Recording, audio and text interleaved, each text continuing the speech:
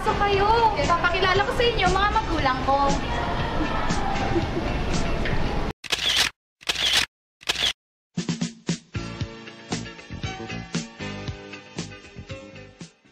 Ang gwapo ng tatay ko, no? Loves ko yan eh.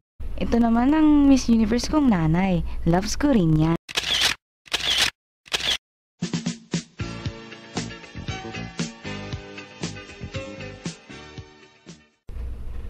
Ang swerte ko talaga sa pamilya ko.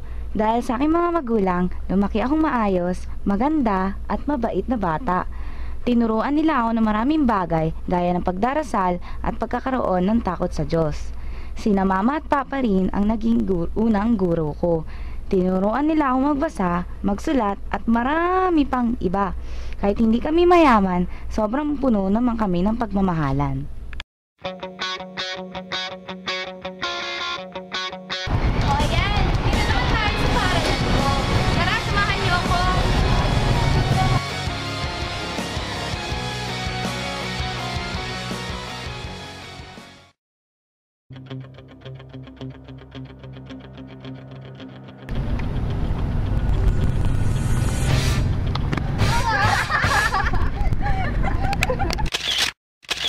Iyan si Maggie, ang nag-iisang kontrabida ng buhay ko. Hay, basta, may galit ata talaga sa akin yan. Inis na inis siya sa bangs ko. Pero turo nga ng magulang ko, always try to see the good in anyone. Malay natin, balang araw, magkasundo rin kami. Balang araw. Hay, buti na lang, nandyan ang pinaka-the best na best friend sa buong mundo. Siya si Duday. Magkaibigan na kami mula pa lang magkabata. Soul sister ko yan eh. Parehas kami sa halos lahat ng bagay tulad ng anime, K-pop, J-pop at kung ano-ano pang pop.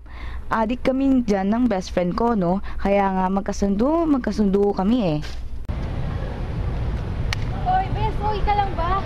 Oo, okay lang ako. Tara, pasok na tayo. Ha? Oras na ba? Hindi, sige, una ka na. Susunod na lang ako. Susunod ka? Sige, bye-bye. Alam! Ayan, nakita niyo na ang bumubuo ng araw ko. Lahat sila ay importante sa akin. Marami mga kontrabida, mas marami nagmamahal sa akin. Ayan, hanggang dito na lang ha. Salamat sa pagsama nyo. Dora di Malalakbay, laging